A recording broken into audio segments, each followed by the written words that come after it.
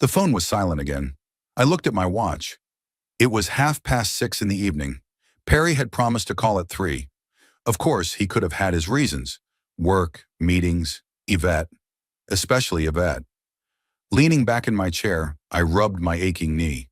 73 years is no joke, especially when you spent half your life crawling under railroad trains. My name is Clive Huddersfield, and for the past 5 years I've lived alone in the house Laura and I built 46 years ago.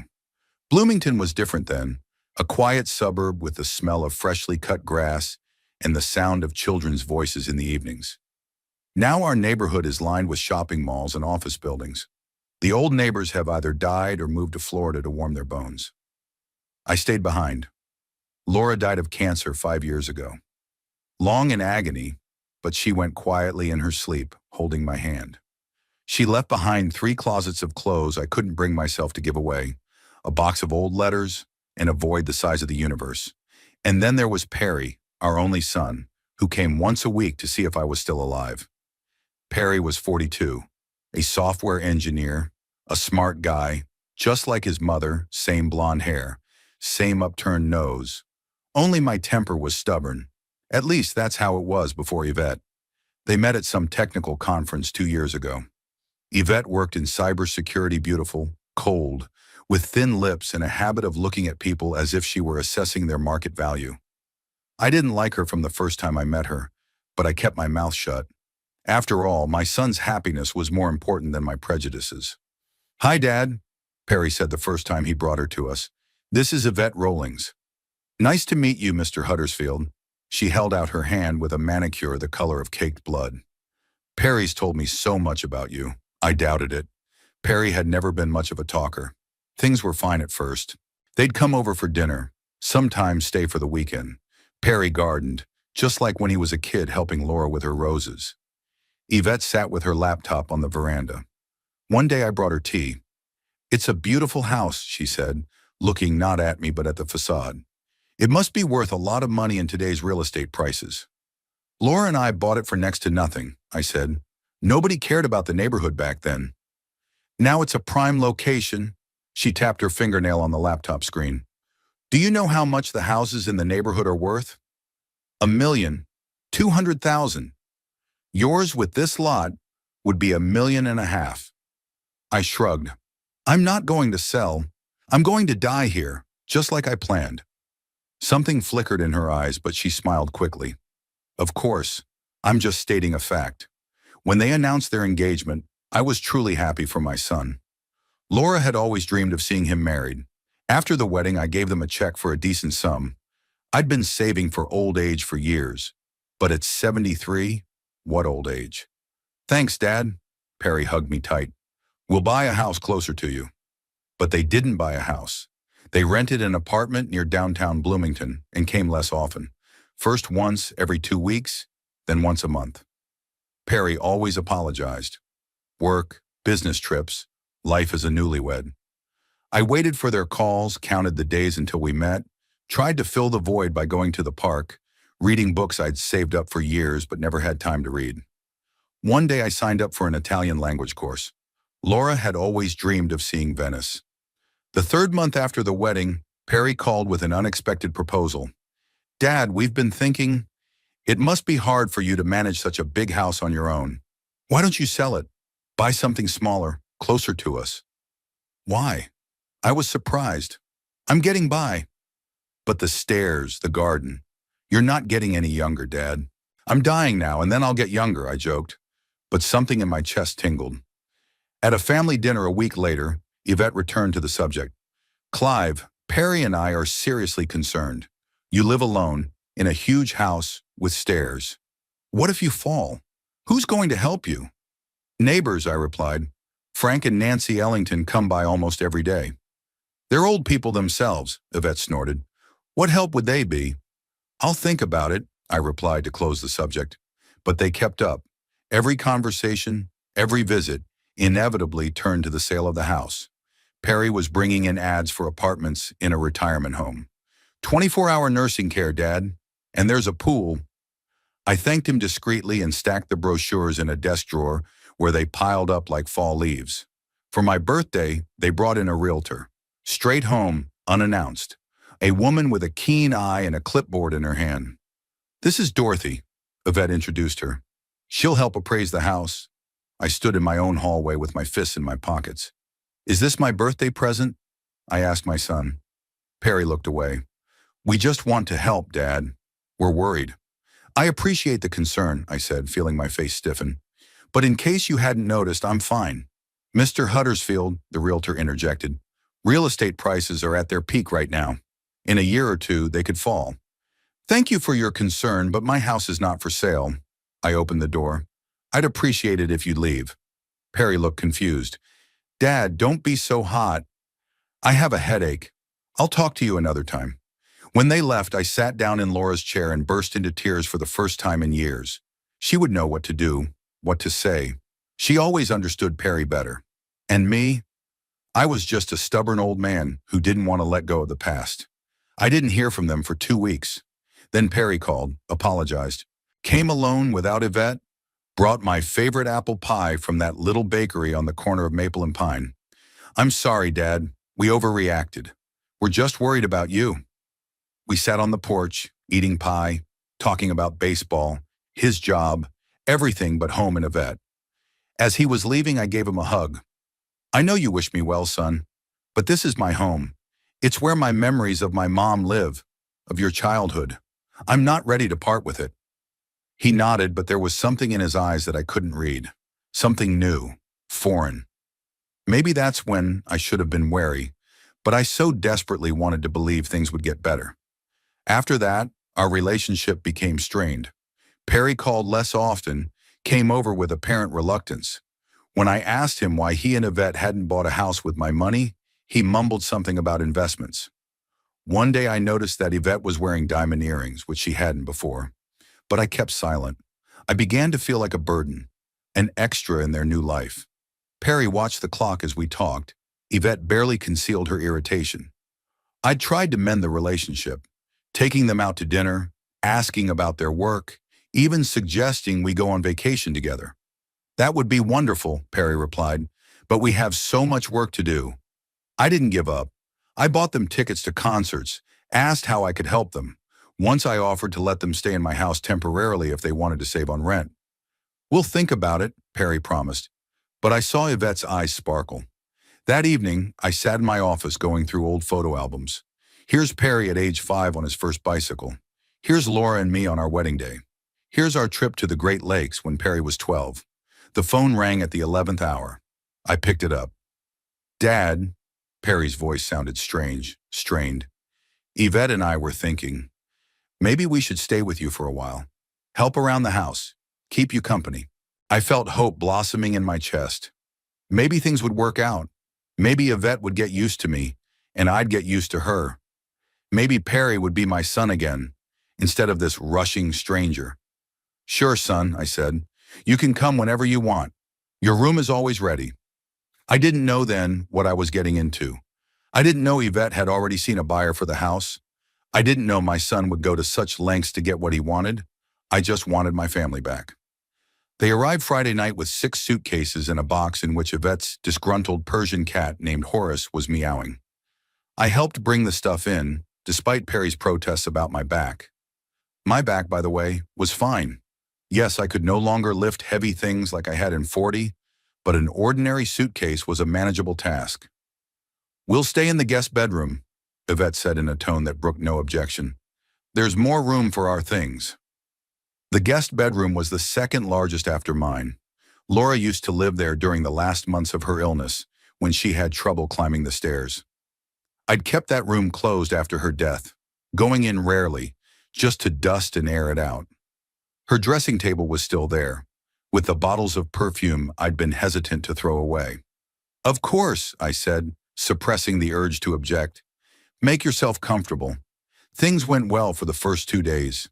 Perry worked remotely from my office, and Yvette was working late. We had breakfast together.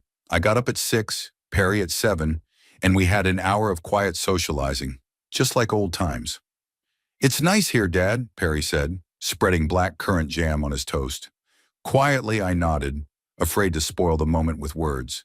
But the idyll didn't last long. On the third day, Yvette returned earlier than usual. "Clive," she knocked on my bedroom door. "I have a favor to ask of you." I opened the door. She stood in the hallway with her arms crossed over her chest.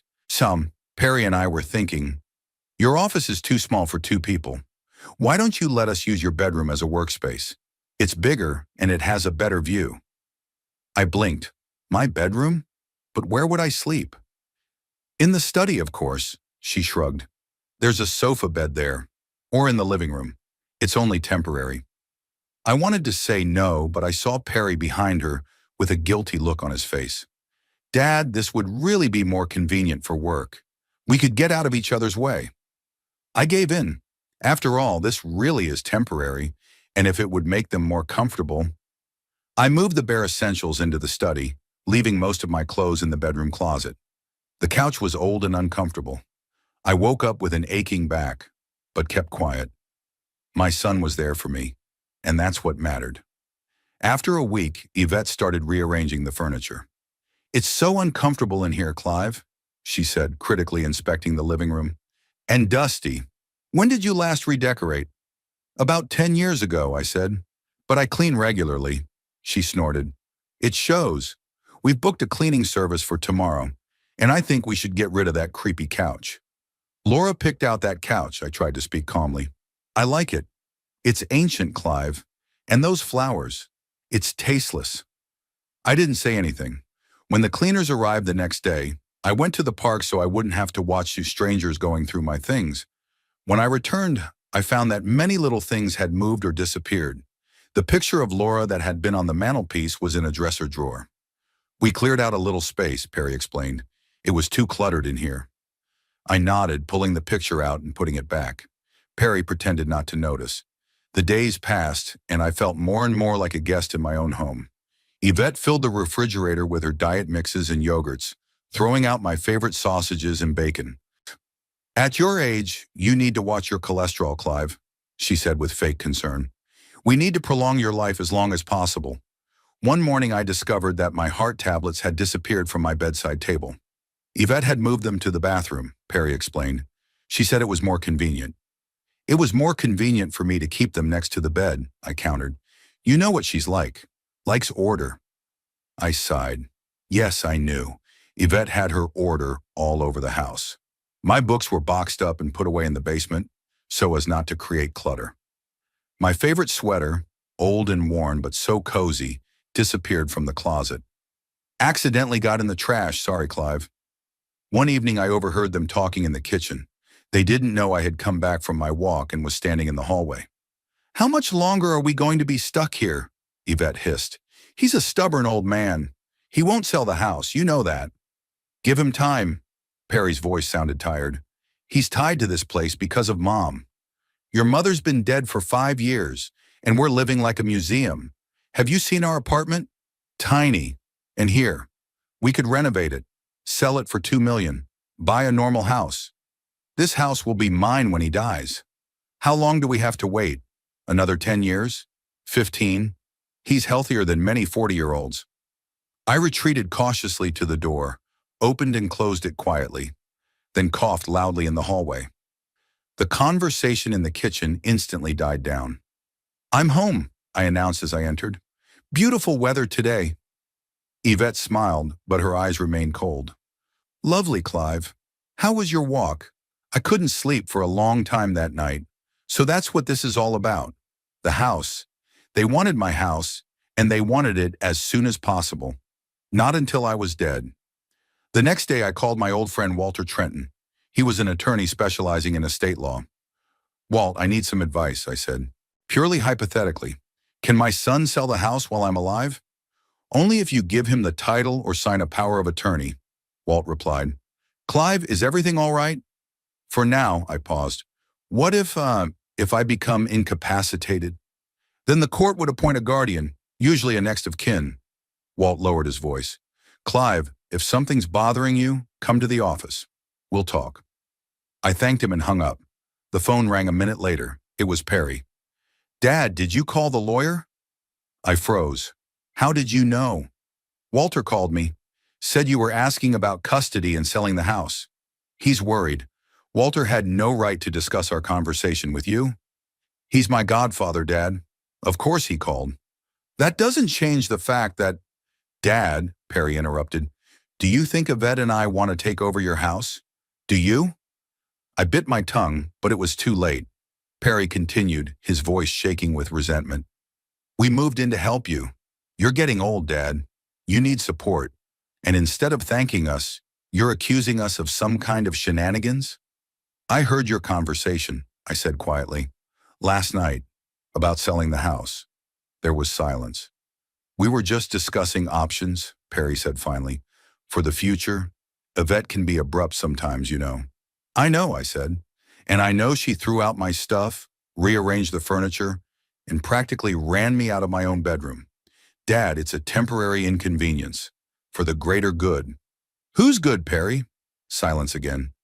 I'll come over tonight and we'll talk, he said finally. Right now I've got work to do. I spent the whole day on pins and needles.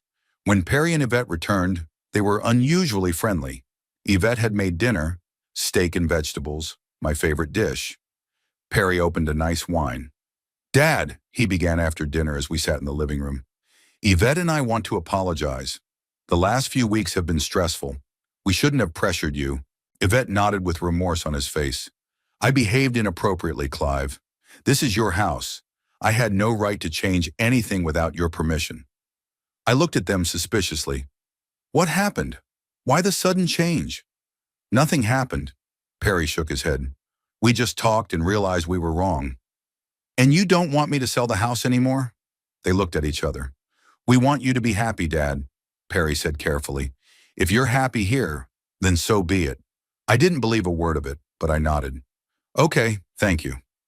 The next morning, Yvette brought me breakfast in bed, something she'd never done before.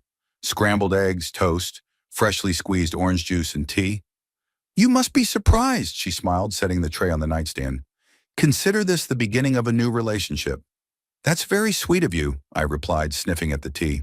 What kind is it? It smells unusual. Green with jasmine, she paused. Try it, it's very healthy. I pretended to sip it, but as soon as she left, I poured it into the ficus pot. Something told me that Yvette's new friendliness had a price. After breakfast, Walter called. Clive, how are you? There was concern in his voice. I apologized for getting in touch with Perry, but he seemed genuinely concerned. It's okay, Walt, I said quietly, closing the office door. But I need your help. I want to change the will. Sure, he replied. Come to the office. No, I interrupted. You come. Today, if you can. Let's say it's a friendly visit. Walter arrived in the afternoon, with a bottle of whiskey and a chessboard. Perry and Yvette were home, both taking the day off, which was suspicious in itself. Walter, what a surprise! Yvette smiled as she opened the door. Clive hadn't said he was expecting guests. It's an old tradition, Walter said with a wink. Chess on Thursdays. Clive and I have been playing for 30 years. It was a lie, I hated chess, and Walter barely knew it, but Yvette seemed to believe it. We locked ourselves in the study, pretending to set up the pieces. What's going on, Clive? Walter whispered. You look scared. I told him everything. The attempts to get me out of the house, the overheard conversation, the sudden change in behavior, the strange tea. Do you think they might have put something in your food? Walter frowned. I don't know. I shook my head. Maybe I'm paranoid. But ever since Yvette showed up, Perry's changed. That's not my son, Walt. Not the boy Laura and I raised. Walter pulled some papers out of his briefcase. I brought a new will form. You can change the heirs or add conditions. We quickly discussed the details. I still left the bulk of the estate to Perry, but with the stipulation that the house could not be sold for 10 years after my death. I also bequeathed a substantial sum to the local animal shelter. Laura had always supported them. Would that stop them? I asked, signing the papers. Not completely, Walter sighed, but it would create obstacles. Clive, you have to be careful. If they're really up to something.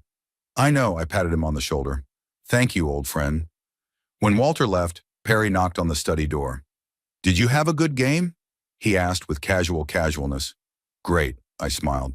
Blew him to smithereens. Perry nodded, hesitating, as if he wanted to say something but didn't. Yvette ordered dinner from the restaurant, he said finally. Your favorite steakhouse. Great, I said. I'll be there in a minute. As soon as the door closed behind him, I pulled out my phone and texted Frank Ellington, my neighbor. If I don't call by noon tomorrow, stop by to check. Frank answered almost immediately. Everything okay, old buddy? Family stuff, I wrote. Nothing serious. But I knew it was a lie. Something was coming, and I needed to be ready. I hardly ate that night, citing an upset stomach. Perry seemed disappointed. Yvette seemed annoyed. I apologized and retired to the study early, locking the door. In the morning, Perry suggested we have a family dinner this weekend. Yvette's parents and her brother and his wife are coming, he said. They've been wanting to meet you for a long time. Sure, I agreed, though I felt a twinge of foreboding inside. I'd be glad to. Yvette smiled, but there was something cold in her eyes. Very good, Clive. Saturday, 6 o'clock at night. I'll cook dinner. I nodded, trying not to show any alarm. Something told me that this dinner was the beginning of a new phase of their plan, and I had no idea how to fight it. Saturday began with an unusual rush. Yvette had gotten up at 8, a record early for a day off, and was bossing around the cleaning lady she'd hired the day before. Perry tossed between the kitchen and the living room, arranging furniture according to his wife's instructions. What's all this circus for? I asked at breakfast, watching Yvette rearrange my pictures on the mantelpiece, hiding the ones of Laura. It's just a family dinner. Yvette's parents are very sensitive. Perry adjusted his tie nervously. Father's an economics professor. Mother's from an old Boston family. Old Boston, I mocked. Sounds like they're 200 years old. Perry grumbled. Dad, just be... today. Take it easy today, okay? I bit my tongue. This whole dinner thing seemed suspicious. My relationship with Perry and Yvette had grown strained over the past few days, despite their ostensible politeness. I'd caught their gazes, evaluating, waiting. I noticed them exchanging signs when they thought I couldn't see. Twice I caught them whispering in the kitchen, and both times they shut up abruptly as soon as I entered. Frank Ellington came by yesterday like we agreed. Just knocked on the door, said he was passing by. Perry was emphatically polite. Yvette was cold. Frank stayed 5 minutes, but it was long enough to whisper to me, "Call me if you need anything. Nancy and I will be home all weekend." At 3:30, as I sat in the study with my book, trying not to disturb the preparations, Perry knocked on the door. Dad, can you help me with something? Sure, I put the book down. What's wrong? In the garage, Perry looked worried. Remember the old dresser? I think there's a leak in there. Water on the floor? I frowned. The old oak dresser stood in the far corner of the garage. Laura and I had brought it over from her parents' house when her mother died. I stored various tools and spare parts in there. Leak? That's odd. There's no pipes around here. Maybe from the roof, Perry shrugged. You want to check it out? My hands are pickled and Yvette would kill me if I left it alone. I nodded and stood up, kneading my knee. The day was overcast, a light rain drizzling down. Perry walked beside me all the way to the garage, glancing nervously at his watch. The garage was attached to the house but had a separate entrance from the street. My old Buick was parked in its usual spot, covered by a tent. I hadn't used it much lately, preferring to walk as long as my legs would let me. Perry unlocked the door and turned on the light. Over there, see? Under the dresser. I went to the far corner of the garage, got down on one knee, writhing in pain, and looked under the dresser. Nothing. Not a hint of water. It's dry in there, Perry. There's no leak. I turned around, but my son was no longer there.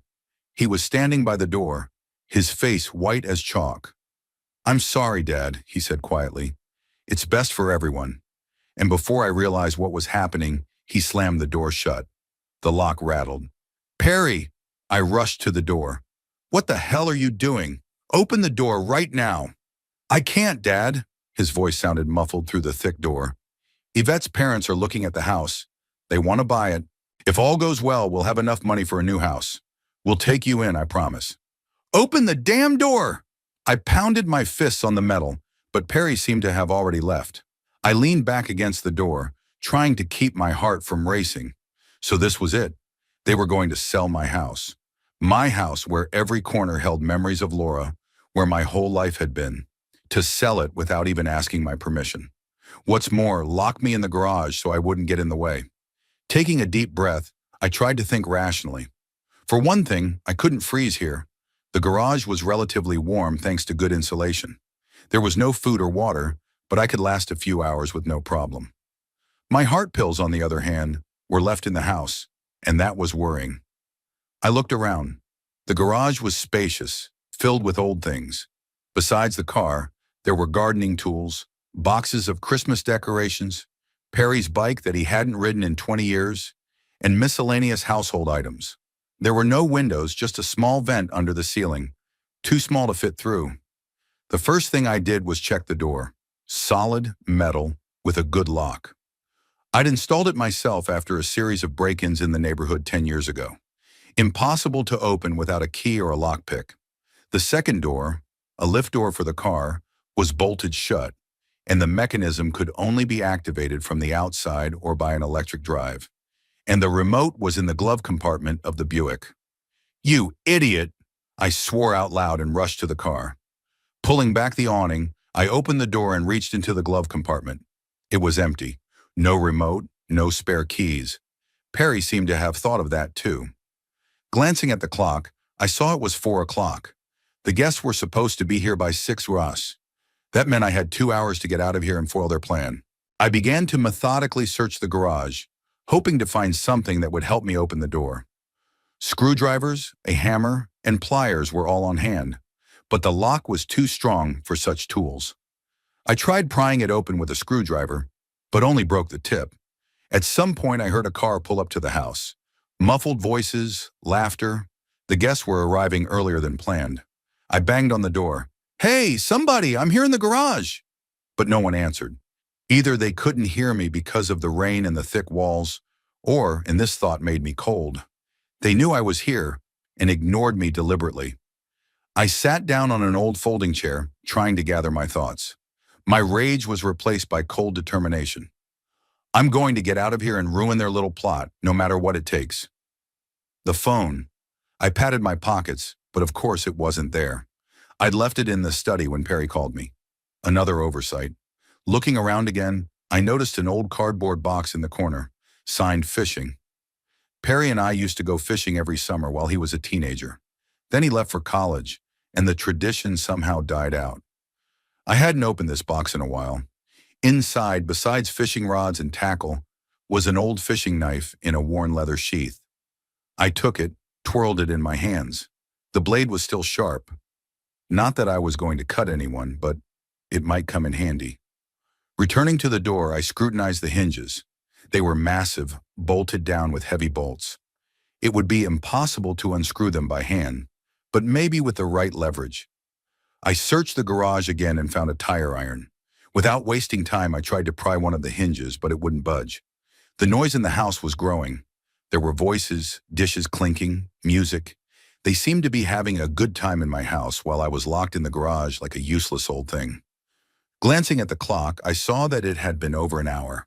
The guests must have all gathered. I imagined Perry and Yvette taking my parents around my house, discussing what changes they would make, what furniture they would throw out, what walls they would tear down. My heart pounded faster, a tingle in my chest. I took a deep breath, trying to calm down. Panic wouldn't help now. I needed to think clearly. Looking around the garage again, I suddenly remembered something important. When Laura and I first bought the house, there was no garage. We added it later when Perry was born, and originally there was a door between the house and the garage, which we later put in when we decided to expand the storage room. But they didn't tear down the wall completely, they just put up drywall. I rushed over to the wall separating the garage from the house. Most of it was occupied by shelves of tools and boxes, but there was an empty area in the corner. I began tapping the wall, trying to determine where the opening had once been. Finally found a place where the sound was different, more rumbling. Here. Grabbing a screwdriver, I began to carefully pick at the drywall until I made a small hole. Sticking my finger in, I made sure there was a void behind the wall. I was right. This part of the wall was thinner than the rest. Working with a new fuse, I widened the hole using a knife and screwdriver. After 15 minutes, the hole was big enough to slip my hand through. In another 10, I could see what was on the other side. A dark pantry space littered with cans of canned goods and household chemicals. Sweat poured into my eyes and my heart was racing, but I kept working, ignoring the pain in my hands. Finally, the hole was big enough to fit through. I stopped, catching my breath. There was music playing in the house, laughter erupting. They didn't realize I was almost free. Squeezing through the hole in the wall, I found myself in the pantry. It was dark, but there was light coming from under the door. I stood up carefully, shaking the dust and plaster crumbs off my clothes. My shirt was torn, my hands scratched, but it didn't matter. I was in the house. Leaning my ear against the pantry door, I listened. Voices were coming from the living room. Apparently, all the guests had gathered there. I heard Yvette's laughter, then Perry's voice. Completely remodel the second floor? Father was against it, of course, but he'll eventually realize it's best for everyone. A man's voice, unfamiliar, with a slight accent. And when do you plan to finalize the deal? Within a month, Yvette replied. As soon as we get all the signatures. The realtor says that in the current market you can ask for as much as $2 million. What about your father? The same male voice asked. Where is he now? A pause, then Perry's voice, a little strained. He's got, health problems. He stayed at a friend's house tonight. I couldn't take it anymore. Quietly opening the pantry door, I crept down the hall toward the living room. I stopped in the doorway, looking around at the crowd. There were 6 of them, Perry and Yvette, an older couple who must have been her parents, a young man who looked like Yvette, probably a brother, and his wife, a thin blonde with a strained smile. They were all sitting with glasses of wine, discussing my house as if they already owned it. Here I am, I said loudly. All heads turned in my direction. There was a ringing silence. Yvette froze with her glass halfway to her lips. Perry turned as pale as if he'd seen a ghost.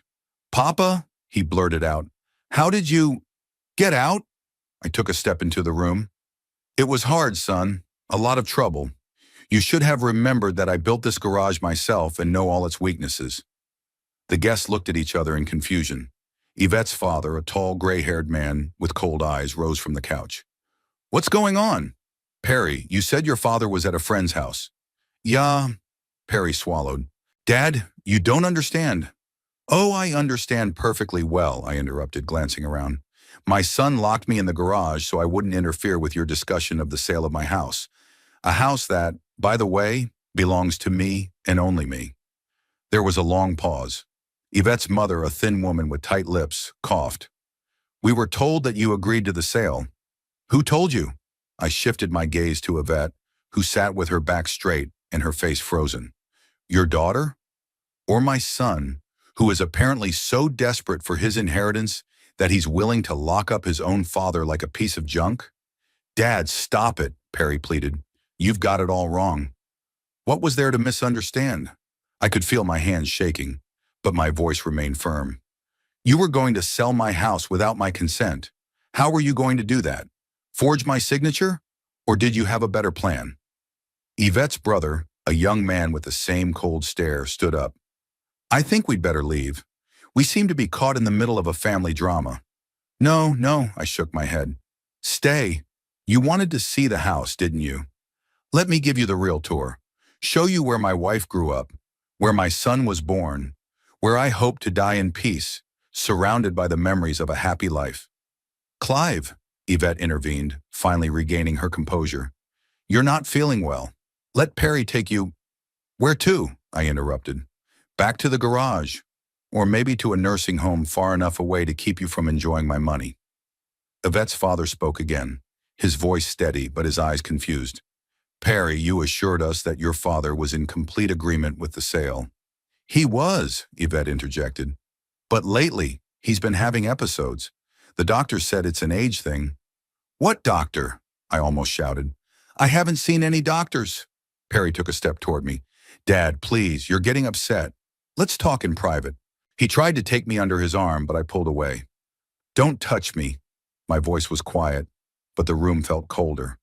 You locked me up like an animal. Your own father, the man who raised you, loved you, gave you everything he had. Yvette's brother's wife started to gather her purse. We really should go. Wait, I held up my hand. Before you go, I want you to know that this house is not for sale. Not ever. And if you hear my son or his wife say otherwise, it's a lie." I turned to Perry, who was standing with his shoulders slumped, staring at the floor. "You have 2 days to pack your things and get out of my house, and take your wife with you."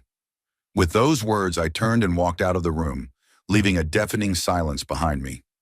I went upstairs to my bedroom, which they had turned into an office, and sat on the edge of the bed. My hands were shaking. A dull ache throbbed in my chest. I needed to take my medicine, but I couldn't bring myself to go back downstairs. Muffled voices came from downstairs.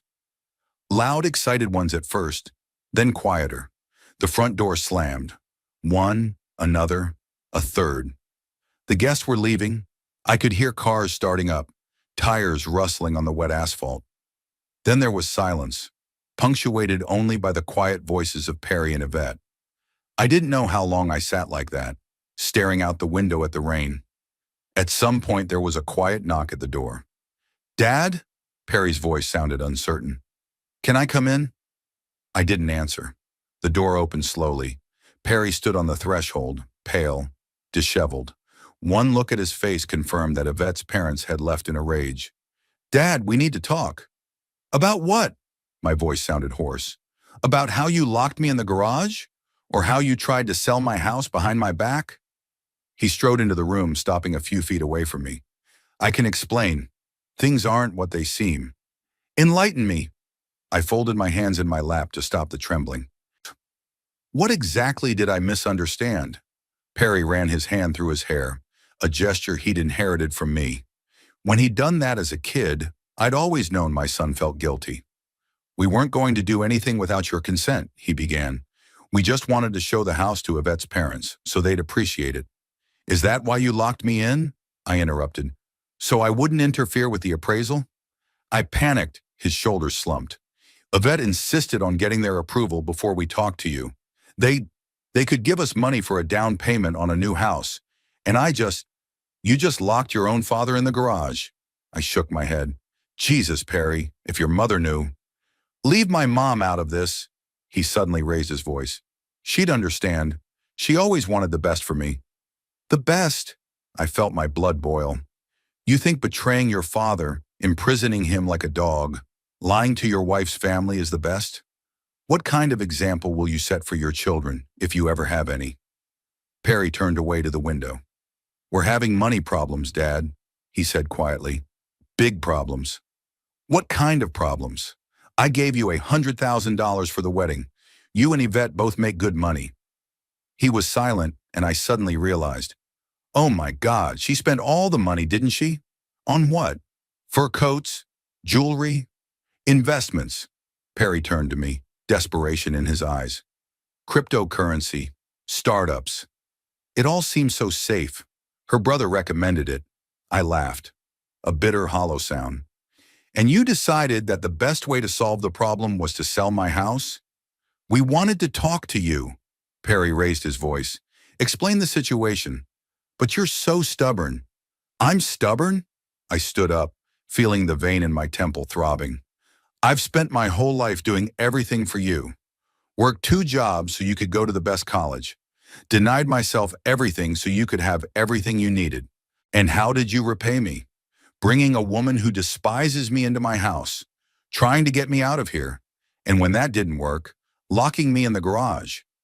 Perry stood with his head down. At that moment, Yvette appeared in the doorway. Her face was pale but determined. "Clive," she began, "I understand you're upset." "Upset?" I looked at her. "I'm furious.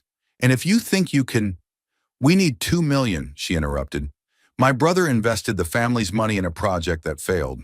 If we don't get the money back by the end of the month, we're in serious trouble." I stared at her, trying to comprehend what I was hearing.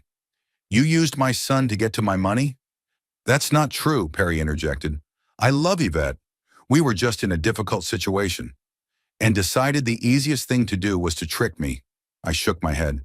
"Jesus, Perry, I don't even know who you are right now." Yvette stepped forward. "Look, Clive, we've all been overreacting. Why don't we sit down and discuss this like adults? I'm sure we can come up with a solution that we can all agree on." The only solution is for both of you to get out of my house. I turned to the window. I said 2 days, and I'm not changing my mind. I heard them whispering behind me, then Yvette's footsteps retreating down the hallway. Perry stayed behind. Dad, his voice trembled. Please, I'm your son. My son would never do this to me. I didn't turn around. Go away, Perry. I need to be alone. When he finally left, I sank into the chair by the window and closed my eyes. My head was pounding. My heart was pounding. I needed my medication, but there was no energy to go downstairs and face them again. The phone. I needed the phone. I looked around and saw my old cell phone on the desk. I was surprised they hadn't taken it away. My hands shook as I dialed Frank Ellington's number. Frank, it's Clive. I'm sorry to bother you, but I need help. 20 minutes later, Frank was at my place. He brought my pills, which Nancy kept with her just in case, a bottle of whiskey, and his trusty shoulder. We sat in my former bedroom, listening to Perry and Yvette arguing in muffled voices downstairs. Do you want me to call the police? Frank asked. What they did is an unlawful restraint. It's a felony. And sending your own son to jail? I shook my head. No. Then what are you going to do? Frank poured the whiskey into glasses. They don't look ready to give up. I took a sip. The alcohol burned my throat, but it felt warm in my chest. I don't know, but I'm not giving them the house. It's all I have left of Laura. Frank nodded. He understood. His wife, Nancy, was Laura's best friend. They planted roses together, went to book club together, went through all the ups and downs of life together. You could move in with us for a while, he suggested, just until things settle down. And leave the house to them? I shook my head. No, I'm not leaving. We sat like that for about an hour. Frank left when it got dark outside, promising to come back in the morning. I locked the bedroom door and lay down without undressing. I couldn't sleep. Somewhere around midnight, I heard someone trying to open the door. A quiet scratching, then a knock. Dad? Perry's voice sounded strange. No remorse, no humility. We need to talk. I didn't say anything. After a pause, he continued. Dad, I know you're awake. Open up, please. Go away, Perry, I said finally. We'll talk in the morning. No, now. His voice became more insistent. I need your signature on some documents. I sat up on the bed, not believing my ears. Are you serious? After everything that's happened, you think I'm going to sign something? It's not what you think, Perry lowered his voice. Just open the door, Dad. Please. Get out, I almost shouted. Or I'm calling the police. There was silence, then footsteps retreating down the hallway. I exhaled, not realizing I'd been holding my breath. What kind of paperwork did he want me to sign? Something to do with the house for sure, or maybe a power of attorney to handle my money? The morning came gray and dank. I woke to a knock on the door, insistent but polite. Not Perry. Clive? Yvette's voice sounded strangely soft. I brought you your breakfast and your pills. I got up, went to the door, but didn't open it. Put the tray on the floor and leave. Clive, please, I want to apologize. We both do. There's no need to apologize, I said. Just pack your things and leave like I said. We can't just leave, she said, a hint of irritation in her voice. We have financial obligations to fulfill. Not my problem, I was adamant. If you think I'm going to give you a dime after yesterday, you're sorely mistaken. Silence. Then the sound of receding footsteps. I waited a few more minutes, then opened the door slightly. On the floor was a tray with toast, eggs, and a cup of tea. Next to it were my heart pills. I took the pills but didn't touch the food. After yesterday, I couldn't trust them. Instead, I tucked the pills into my pocket and quietly walked down the stairs. The kitchen was empty. Muffled voices came from the living room. I opened the refrigerator and pulled out the orange juice and a bun I'd bought before they moved in. I took a quick bite, trying not to make any noise, and went back to my bedroom. The day stretched on slowly. I could hear Perry and Yvette walking around the house, sometimes arguing, sometimes talking on the phone. No one else came to my door. I called Walter, my lawyer, and asked him to come over tomorrow morning. He agreed without further question. Toward evening, the doorbell rang. I looked out the window and saw a police car. Two officers were standing at the entrance. As I listened, I heard Perry open the door. "What can I do for you, officers?" His voice sounded strained. "We received a complaint of possible domestic violence at this address," one of the police officers answered. "Someone reported that an elderly man may be being abused." "There's some kind of mistake," Yvette interjected. "Only my husband and I live here." "And your father?" the second officer asked. "Mr. Clive Huddersfield? According to our records, this house belongs to him. He's away for a few days," Perry's voice shook. "With friends." I opened the window. "Officers, I'm up here!" All eyes turned upward. Perry turned pale. Yvette whispered something quickly in his ear. "Mr. Huddersfield," shouted one of the policemen. "Are you all right?" "No," I answered. "I was locked in the garage yesterday. I am the owner of this house, and I want these people out of it immediately." The officers looked at each other. Then one of them said to Perry, "Sir, we need to speak to Mr. Huddersfield alone. Could you ask him to come down?" Perry nodded, his shoulders slumped. I closed the window and went to the door. For the first time that day, I opened it without fear. Perry was standing in the hallway, his face white as chalk. "Dad, why did you call the police?" he whispered. "Do you want me arrested?" "I didn't," I answered. "Frank or Nancy must have.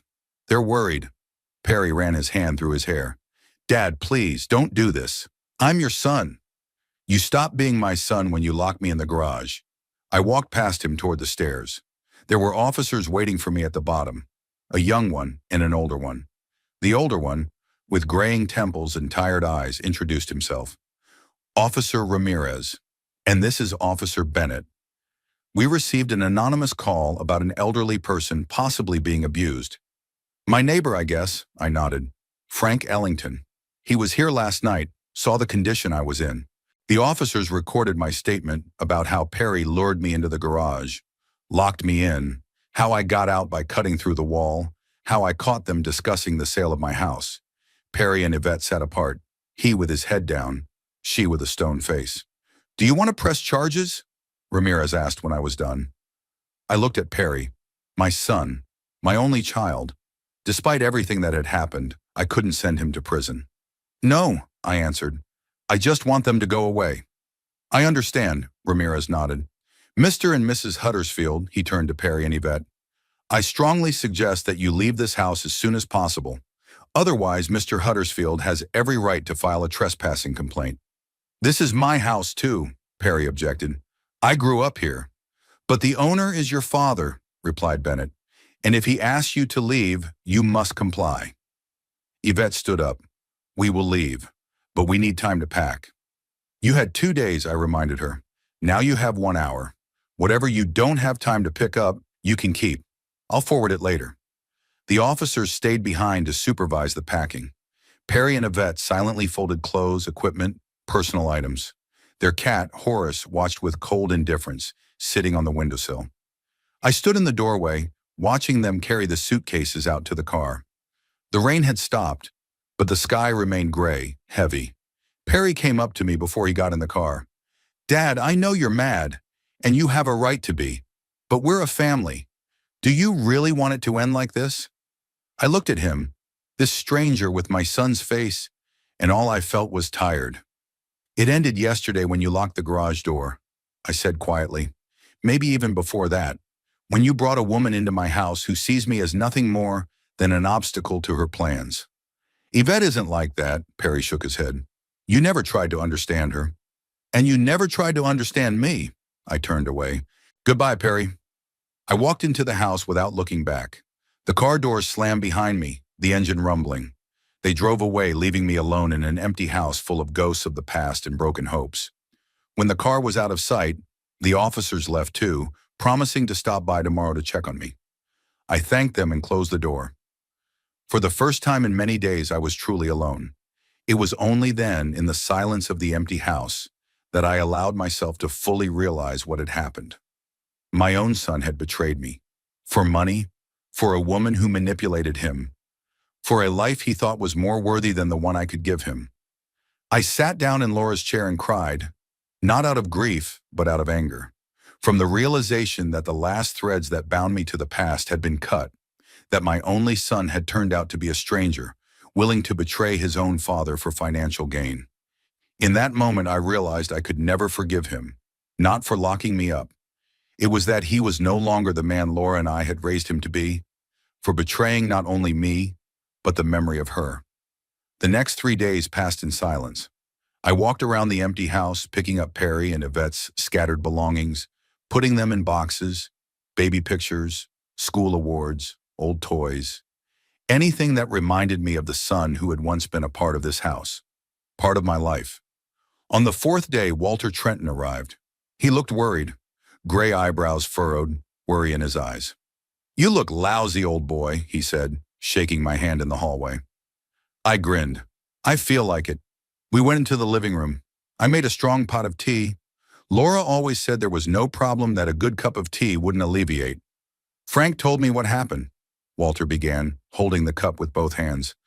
"But I want to hear your side of the story." I told him everything about the garage, about the overheard conversations, about trying to sell the house, about the police visit. Walter listened without interrupting, only occasionally shaking his head. "I want to change the will," I said when I was done. "Completely." "Are you sure?" Walter took off his glasses and wiped them with a handkerchief. "Anger is a bad counselor, Clive." "It's not anger," I shook my head. "It's an epiphany. I can't leave my house to a man who locked me in a garage to sell it behind my back." Walter nodded. "I see. What do you want to do?" "I don't know. Maybe bequeath everything to an animal shelter?" Laura always supported them. "That's a good idea." Walter pulled out a notebook. "But let's look at all the options. Complete disinheritance is a big step." We spent 2 hours discussing the details. Walter patiently explained the legalities while I tried to decide what to do with the property I'd saved up all my life. "There's one more thing," Walter said when we had a rough outline. I took the liberty of checking out Perry and Yvette's financial situation. I raised my eyebrows in surprise. "Why?" "Intuition," he shrugged. "After you called a week ago, I was worried. And it turned out to be for good reason." Walter pulled a folder out of his briefcase and opened it in front of me. Inside were printouts of bank statements, credit reports, tax returns. "They're up to their eyeballs in debt, Clive," he said grimly. "Credit cards, consumer loans, mortgages." "Mortgages?" I frowned. "They don't have a house, they rent an apartment." "Right." Walter tapped his finger on one of the documents. "But here's the payment for the house in Lakeview. Expensive neighborhood." I took the document. The payment started 6 months ago. $3,000 a month. "I don't understand." "They bought the house, Clive, but not for themselves. According to the deed, Yvette's brother and his wife live there." I leaned back in my chair, trying to make sense of the information. "You mean they bought the house for her brother with the money I gave them?" "That's right," Walter nodded. "And that's not all. Their credit cards are maxed out. Designer clothes, restaurants, travel, plus some investments that apparently failed." I looked at the numbers and I felt nauseous. Hundreds of thousands of dollars. Wasted, squandered, thrown away. "Why?" I shook my head. "Why did they have to live like that? Out of their means?" "Greed," Walter shrugged. "Or maybe they were hoping you'd soon, pardon my bluntness, and they'd get the inheritance." I remembered the strange tea Yvette used to bring me, her insistence on going on a healthy diet, concerns about my health that never seemed genuine. "Do you think they could have—" "I'm not claiming anything," Walter interrupted quickly.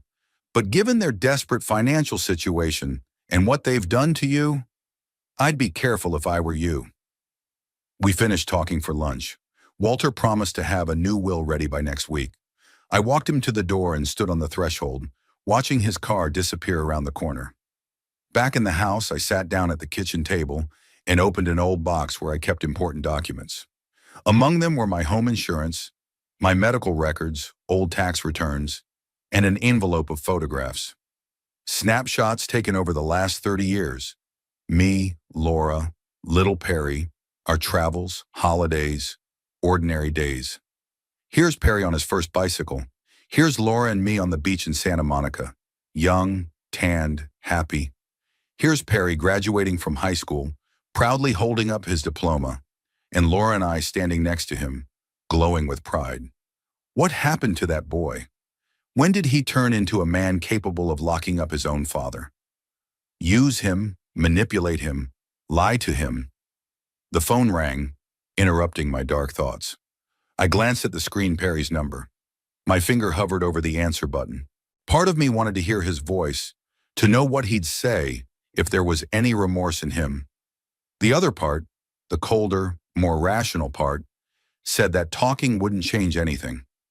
I pressed decline. A minute later, the phone beeped. A message. Dad, we need to talk. It's important. Please call me back. I didn't answer. I put the phone screen down and continued going through the pictures. Half an hour later, it rang again. This time the number was unfamiliar. I answered, expecting to hear Perry's voice, but it was Yvette. Clive, don't hang up, she said quickly. I know you're angry, and you have a right to be, but we need to talk. We have nothing to talk about, I replied.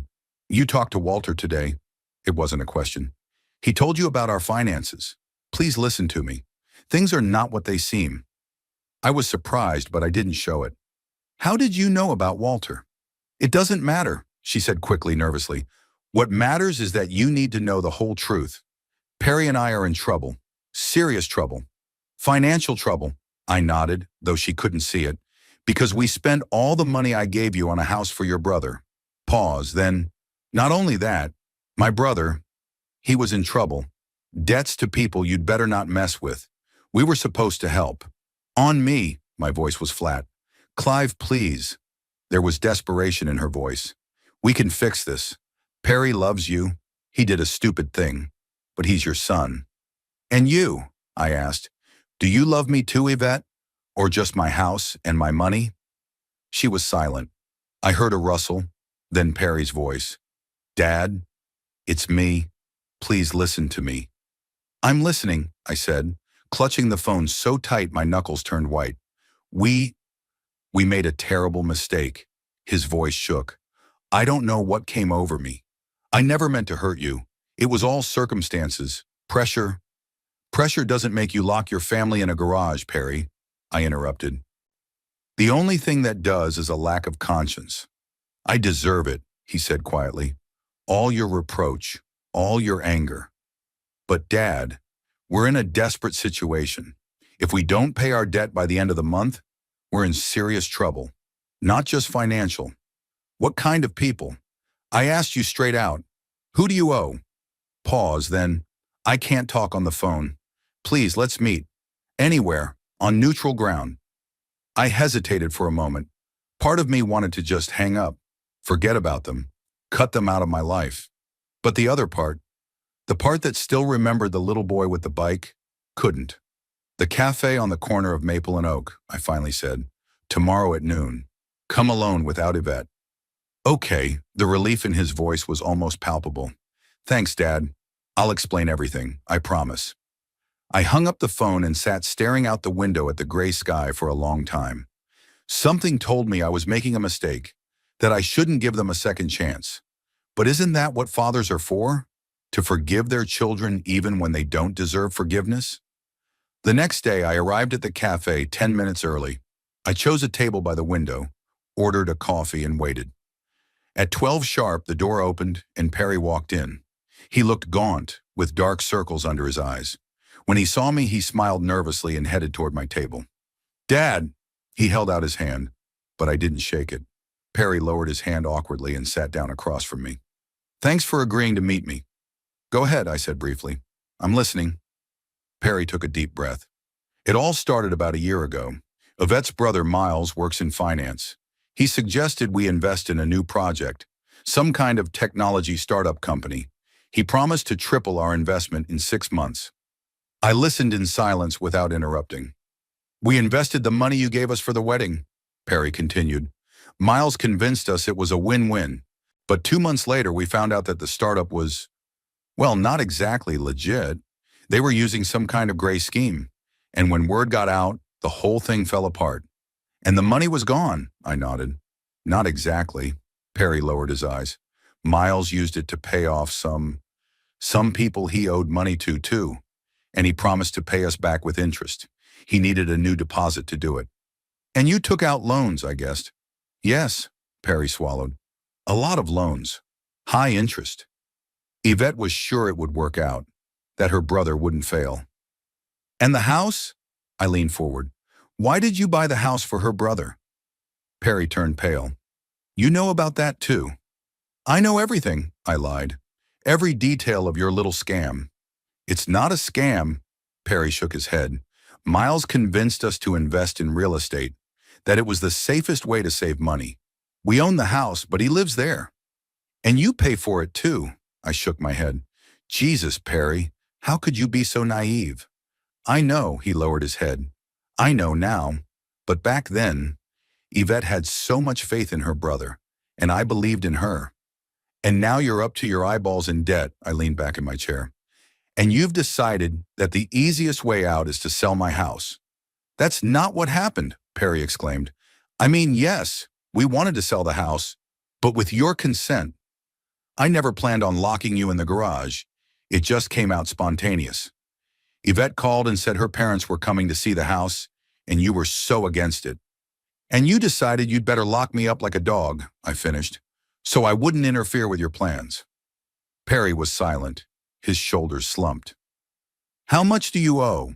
I asked after a pause. About $500,000, he said quietly. That's with interest, and the due date is in 2 weeks. If we don't pay... What? Your brother-in-law's gonna sue you? No. Perry looked up at me with frightened eyes.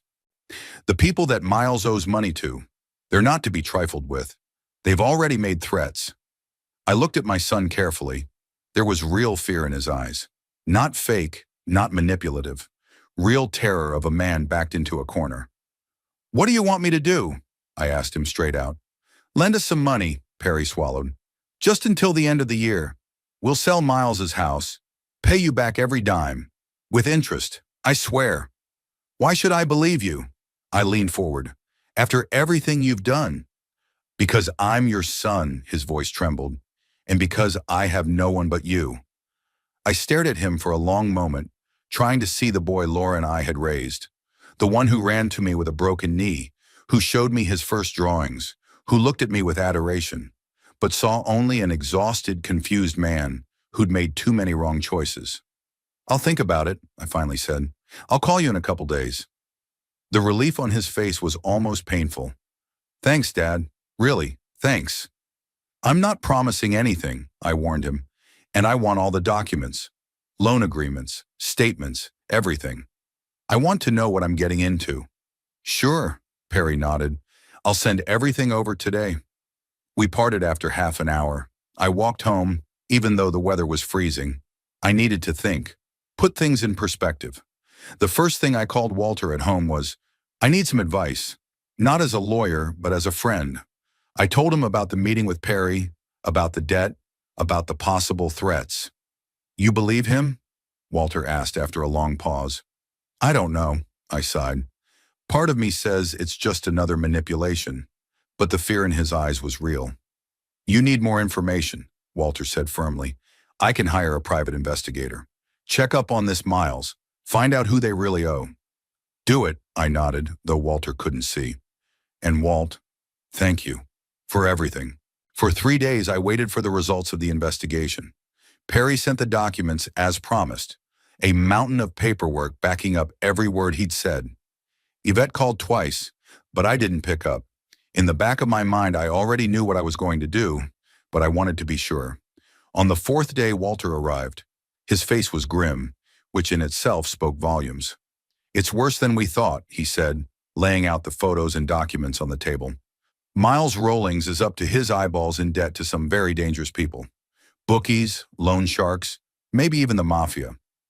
I looked through the documents, bank statements, phone records, photos of Miles with suspicious individuals. Are Perry and Yvette really in danger? I asked. Yes, Walter nodded. If they're connected to Miles's debts, definitely. These people don't mess around. What's your advice? Walter stared out the window for a long time, pondering his answer. As your lawyer, I'd advise you to stay out of this case. Don't give them a dime, he finally said. As your friend. I know you'd never forgive yourself if something happened to Perry that you could have prevented. I nodded. Walter knew me too well. I'll help them, I decided. but on my terms. We spent the rest of the evening working out a plan. I would give Perry and Yvette the money, not as a gift, but as a formal loan against the house they'd bought for Miles. If they don't pay the money back on time, the house goes to me. That will protect you, Walter explained, and it would give them an incentive to actually pay back the debt. I agreed, but deep down, I knew it wasn't just about the money, and it wasn't just about Perry's safety. I'd been thinking a lot about my life these past few days, about the fact that at 73, I live alone in a huge house full of ghosts of the past, about the fact that my only family is a son who only sees me as a source of money. It was time for a change. There's one more thing, I told Walter when we were done with the paperwork. I've decided to sell the house. Walter raised his eyebrows in surprise. After all you've done to keep it? Exactly, I nodded. I didn't fight for the house because I couldn't part with it. It's because it should be my decision, not theirs. So what are you going to do? I smiled, the first real smile I'd seen in days. I'm going to Italy. Laura has always dreamed of seeing Venice. I'll go for both of us. Walter and I talked late into the night, about plans, about the future, about a life that doesn't end even at 73. For the first time in a long time, I felt something akin to hope. Before he left, Walter asked, "Will you tell Perry about your plans?" "No," I shook my head. "Not yet. We'll deal with his problems first, and then we'll see." Walter left, and I sat in the silence of the house that would soon no longer be mine. Strangely, the thought didn't cause any pain, just a slight sadness and anticipation of something new. There was a whole life ahead of me, maybe not as long as I would have liked, but it was still mine, and I was going to live it by my own rules.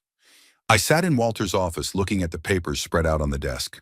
A loan agreement that spelled out all the details, $500,000 at the lowest interest rate, repayment in 6 months, secured by the house in Lakeview where Yvette's brother lived. It was legally perfect, just like Walter said it would be. "Are you sure you want to do this?" he asked, watching me flip through the pages. "Absolutely," I nodded. "But on one condition. I want you to be with me when I meet them." Walter smiled understandingly. "Of course. When?" "This afternoon. I've already called Perry. They'll be here at 3. We got back to my house around 2. I ordered lunch from the restaurant and set the table in the dining room. Formally a business meeting, not a family dinner. Walter was sitting in a chair with a book, but I could see he wasn't reading, just turning pages, absorbed in his thoughts. "Are you excited?" he asked. "A little," I admitted, "but more anticipation. It's weird, isn't it?" Walter shook his head. "It's not weird. You're finally taking control of your life. It's always an exciting moment." The doorbell rang at 3 sharp. I opened it and saw Perry and Yvette, both tense and anxious. "Come in." I stepped back, letting them in. "Walter and I are waiting for you in the dining room." Yvette frowned when she heard the lawyer's name, but she didn't say anything. Perry looked nervous. He kept rubbing his palms together, avoiding looking me in the eye. In the dining room, they sat next to each other, across from Walter and me. I poured water into glasses and offered them appetizers, which they politely but firmly declined. "So," I began when the formalities were over, "I've reviewed your situation and I'm ready to help." The relief on their faces was almost palpable. Yvette even grabbed my hand across the table. "Clive, we're so grateful." "But on my terms," I interrupted, gently releasing my hand. "Walter, please." Walter opened a folder and pulled out a contract. "This is a formal loan for $500,000. The term is 6 months. The interest rate is 3% per annum, well below market rate. The collateral is a house in Lakeview owned by you."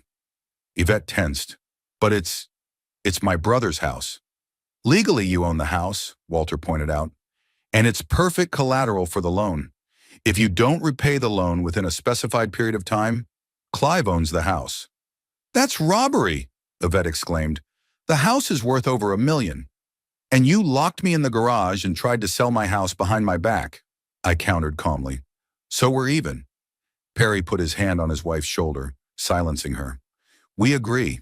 It's only fair." Yvette turned to him indignantly. "You can't agree. Miles lives in this house. Miles got us into this mess." Perry raised his voice to his wife for the first time. And if we don't pay these people back, the house will be the least of our problems. They exchanged tense glances, a silent struggle of wills. At last, Yvette turned away with her lips pressed together. All right, she said coldly. Let's sign it. Walter pushed the documents toward them. 3 copies. Read them carefully before signing. They read for almost 20 minutes. Yvette scrutinizing every word. Perry, more for the sake of appearances. Finally, they both signed all the necessary pages. Good. Walter gathered up the papers, checked all the signatures, and handed 1 copy to Perry. The money will be wired to your account tomorrow morning. We'll get it back on time, Dad. Perry looked at me gratefully. I promise. I know, I nodded. Because if you don't, the consequences will be unpleasant. Yvette opened her mouth to say something, but Perry squeezed her hand and she remained silent. I could see that she was seething with indignation, but holding back. Well, at least she has basic self-control. There's something else you should know, I said, looking at them both. I've decided to sell the house. Perry froze. What? After everything that's happened? Exactly, I nodded. After everything that had happened, I realized I didn't want to spend the rest of my life clinging to walls and memories. I deserved more than that. But where are you going to go? Perry looked confused. You're 73. I'm 73, not 103, I grinned. And I still have a lot of plans. What plans? Yvette finally spoke, her voice sounding suspicious. What are you going to do? That's none of your concern. I looked her straight in the eye. But if you're interested, I'm going to Europe. I'll start in Italy, then we'll see. Perry paled. Alone? That far away? Dad, that's crazy. Why? I shrugged. I'm sane. I can take care of myself. And I want to see the world while I still can. What about the money? Yvette looked at me with undisguised concern. If you spend it all on traveling, what will be left? For us? That's it. At last, the things she really cared about came out. You don't have to worry about the inheritance, I said flatly. I've made all the arrangements. Perry leaned forward. What do you mean? I looked at Walter, and he nodded. I've changed the will, I said bluntly. Most of the estate now goes to a charitable foundation to be set up after my death. The Laura Huddersfield Lonely Elderly Fund. There was a deafening silence. Yvette froze with her mouth ajar. Perry looked at me with wide-open eyes. You disinherited me? His voice was barely audible. Not completely, I shook my head. You'll get 20% of the sale of the house and half of my savings. The rest will go to the foundation. That's not fair. Yvette jumped up, knocking over a chair. You can't do that. Yes, I can, I remained calm. And I already have. The will is legally correct, and it will be very difficult to challenge it, especially under the circumstances.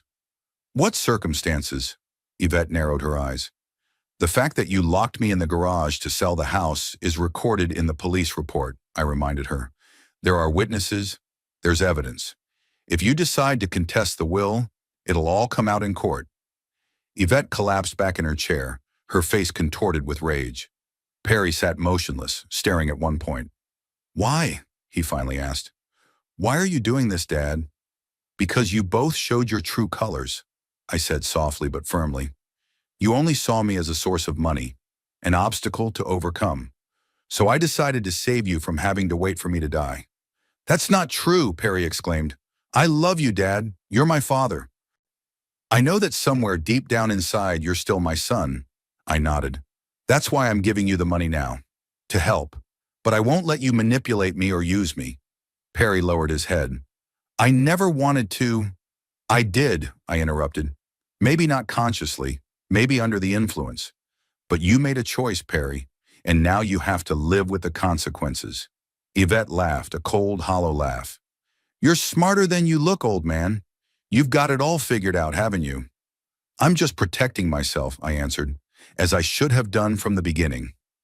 We finished the meeting in half an hour. Perry was depressed. Yvette was cold and reserved. They left without saying goodbye properly, just nodding on the doorstep. I watched their car pull away and felt a strange mixture of sadness and relief. Are you okay? Walter asked, standing next to me. I will be, I smiled. Sooner or later. I sold the house a month later, a quick deal, a little below market value, but I needed the money and freedom. I bought a small apartment in downtown Bloomington, just in case I wanted to come back. Gave most of the furniture to a thrift store, leaving only the most important things and photos. Perry and Yvette returned the money on time, exactly 6 months later, as agreed upon in the contract. They transferred the full amount with interest to my account without a word. I sent them a short message acknowledging receipt and thanking them for their punctuality. I did not receive a reply. I learned from neighbors that they sold the Lakeview house almost immediately after our transaction. Yvette's brother and his wife had moved to another state. Perry and Yvette themselves stayed in Bloomington, but in a different neighborhood. Occasionally, I would see their names in the local paper. Charity events, the opening of Perry's new company, social events. On the surface, their lives seemed successful and happy. Perry called twice this year, at Christmas and on my birthday. Short, formal conversations. He asked how I was doing, told me a little about his business. Never once mentioned the incident in the garage, or our loan agreement, or the change of will. It was like none of it happened. I didn't call him at all. It wasn't out of pride or resentment. I just couldn't find the words. What do you say to a son who betrayed you? How do you get back to normal after what happened? My own life changed in an amazing way. I spent 3 months in Italy, visited all the places Laura had dreamed of. Venice, Florence, Rome, the Amalfi Coast. I traveled slowly, staying in small hotels, enjoying the local cuisine, communicating with people despite the language barrier. In Venice, I met a group of American retirees traveling in Europe. Among them was Eleanor, a widow from Boston, 70 years old with bright eyes and a sharp mind. We became friends and visited several cities together. Nothing romantic, just pleasant company, interesting conversations, shared memories of the past and dreams of the future. From Italy, I went to Greece, then to Spain. Each new city, each country gave me something special. Impressions, acquaintances, moments of quiet joy. I wrote travel notes, took photographs, and sometimes sent postcards to Frank and Nancy Ellington, who looked after my apartment. In Barcelona, I received an unexpected letter from Perry, a real paper letter sent to the hotel address I had mentioned in my conversation with Frank. "Dear Dad," he wrote, "I hope this letter finds you in good health. I have long thought what to write, how to explain my actions, but I realize that no explanation will change what happened. I betrayed you. I betrayed everything you and my mother taught me. I let money and fear drive my decisions. And worst of all, I almost convinced myself that I was doing the right thing, that it was for your own good. I'm not asking for forgiveness. I know I don't deserve it. I just want you to know that I realize how much pain I've caused. I live with that thought every day." Yvette and I broke up. After everything that had happened, our marriage couldn't be the same. She moved back to Boston to be with her family. I stayed here in Bloomington, trying to start over. I don't know if you'll ever want to see me again, but if you do, I'll be here. Your son, Perry. I reread the letter several times, trying to sort through my feelings. The anger, the sadness, the disappointment. It was all still there, but it wasn't as sharp as it used to be. Maybe time really does heal, or maybe a new life helped me let go of the past. I didn't answer the letter, not because I hadn't forgiven Perry, but because I didn't know what to say. I needed more time to figure out if I could let him back into my life, and on what terms. When I returned to Bloomington a year after leaving, I found my apartment well-maintained and cozy, thanks to Frank and Nancy's care. They threw a small party in honor of my return, inviting some old friends. It was strange to be home again after so many months of traveling, but it was even stranger to realize that home now wasn't the walls of the old mansion where Laura and I raised our son, but something inside me, a sense of peace and acceptance that I had finally found. A week after my return, I saw Perry at the supermarket. He was standing at the fruit shelf looking at apples and didn't notice me. I could have just turned around and walked away. I could have walked past him and pretended I didn't recognize him, but instead I walked over. "Hello, Perry." He flinched, turned around, and his face showed a range of emotions: surprise, hope, fear. "Dad?" He looked confused. You're back? For good?" I don't know yet, I shrugged. Maybe I'll go to Japan in the fall. I've always wanted to see the maples in their fall splendor. Perry nodded, not knowing what to say. There was an awkward pause between us. I got your letter, I said at last. In Barcelona. He swallowed. I wasn't expecting a reply. I know. I looked him straight in the eye. But maybe we could have coffee. Talk. Not now, but someday. The hope on his face was almost painful. I'd really like that, Dad. Okay, I nodded. I'll call you. I turned to leave, but Perry called out to me. Dad, are you happy? Right now? I wondered. Am I happy? After everything that's happened? After losing my home, betraying my son, being alone? Yes, I finally answered. I think I am. Are you? I'm working on it. His smile was sad but sincere. I nodded and walked on. I didn't turn around, knowing he was watching me. Maybe someday we'd be a family again. Not the same family as before, but at least able to sit at the same table without bitterness and resentment. Maybe not. Time would tell. In the meantime, I had my life, unexpectedly new and full of possibilities at 74. Tickets to Japan, scheduled for October. Weekly dinners with Frank and Nancy. Letters from Eleanor in Boston. Italian classes at a local college. Volunteering at the animal shelter Laura loved so much. I haven't forgiven Perry. I haven't forgotten that day in the garage. I haven't gone back to the way things were. But I let go of the anger and resentment that was poisoning me from the inside out. And that may have been the most important victory, not over my son or daughter-in-law, but over my own pain. As I left the supermarket, I looked up to the sky. It was a clear spring day. The sun was warming. The birds were singing. Somewhere out there, among the clouds, Laura was watching me. I could almost hear her voice. You made it, Clive. You really did. And for the first time in a long time, I knew she was right.